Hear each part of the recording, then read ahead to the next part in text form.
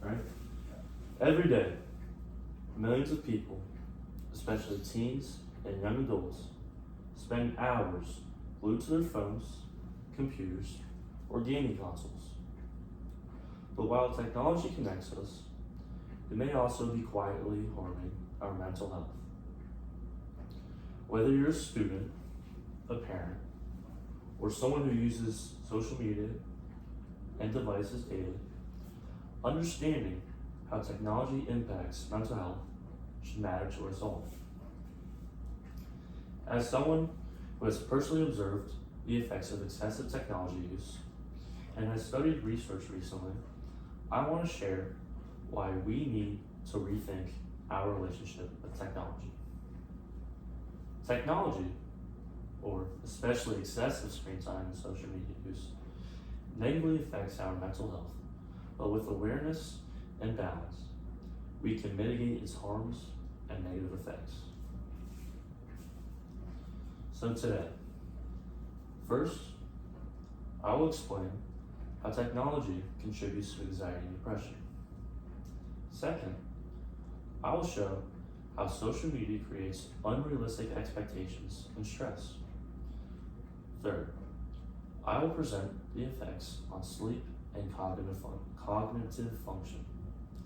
And fourth, I will propose solutions for a healthier technology use throughout your lives. So let's begin by looking at the direct effects of technology on anxiety and depression. It is a fact that technology contributes to rising anxiety and depression rates. According to a 2019 study published by Yama Psychiatry, adolescents who spend more than 3 to 4 hours on their phone or electronic devices daily are significantly more likely to report symptoms of depression and anxiety. So please zoom in, please. So if we look at this graph here, we can see that people report who have 4 or more hours of daily screen time report 15% more than people of anxiety symptoms than people who spend less than 4 hours on their phone. Now for depression, we can see that people that spend 4 or more hours of daily screen time report 25% of them report depression symptoms, while people that have less than 4 hours of daily screen time report only just 9.5. This difference is massive for something that would really fly over my head. I would have never thought that phone usage can lead to depression and anxiety. But this leads to emotional distress, as users typically compare themselves to others and feel social pressure.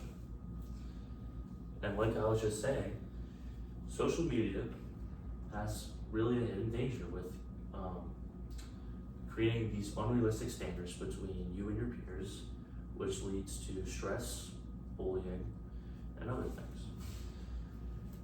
Research by the Pew Research Center in 2021 found that 59% of teen social media users feel pressure to look perfect on social media, and they really worry about how other people feel about them. This leads to lower self-esteem and higher stress levels due to constant comparison of you and your peer, and this leads to a fear of missing out. So as we can see on this pie chart, we can see that, like I said, 59% of people feel pressure to look perfect, while 41% do not feel pressure.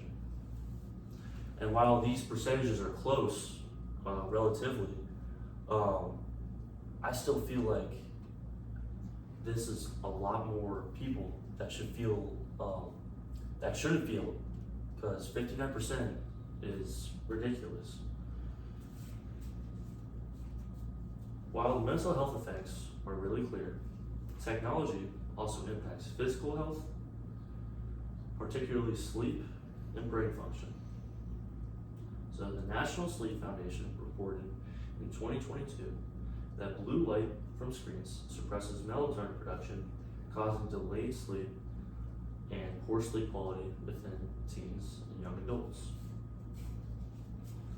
A 2020 study in human behavior found that excessive technology use impairs attention span and memory retention.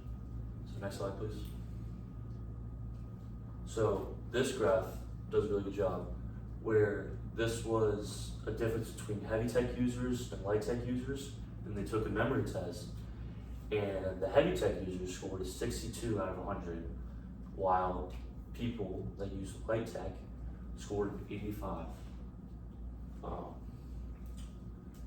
With these problems clear, it is important to look at solutions that we can implement today.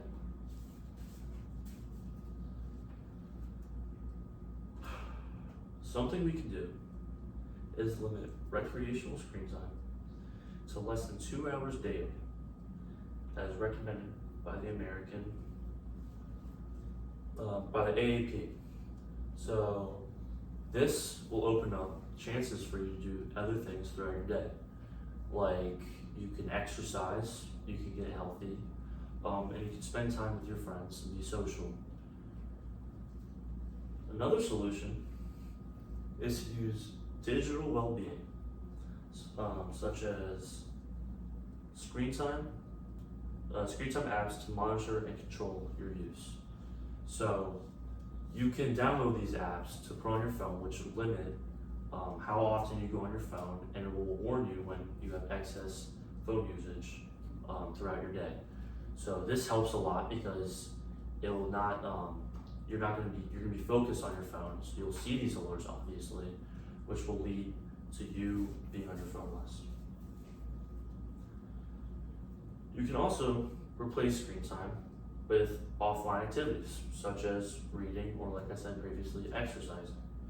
So you can really better yourself in society as a whole by replacing how often you go on your phone and social media by going outside and being active, and this will lead you to be happier, while instead of rotting inside your house, spending time on your phone.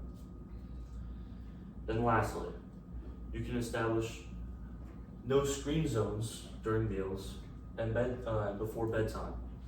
So if we remember my graph from, can we go back to that graph please? So scroll. No, go back. No, to the other side. But anyways, we can feel, we can see that this blue light from your phone can reduce melatonin, like I said previously, and this will cause you to, like I said, be fatigued throughout your day, and you won't be able to get things done the next day. And this can also affect people throughout your life, because as you're driving, many accidents are caused by people who are sleep deprived, which can cause hurt and damage to people on the road. So in conclusion, technology has become an essential part of our lives. What is really important, but its impact on mental health cannot be ignored. We explored how excessive use causes anxiety and depression, and how social media fosters stress through unrealistic standards. We also explored how technology disrupts sleep and cognitive function, and I described to you details you can put throughout your life to regain control.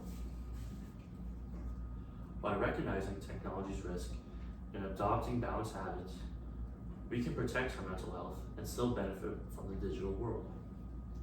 So for the next time you reach for your phone or open social media, remember, you have the power to choose balance, and that choice can change your mental health for the better. Thank you.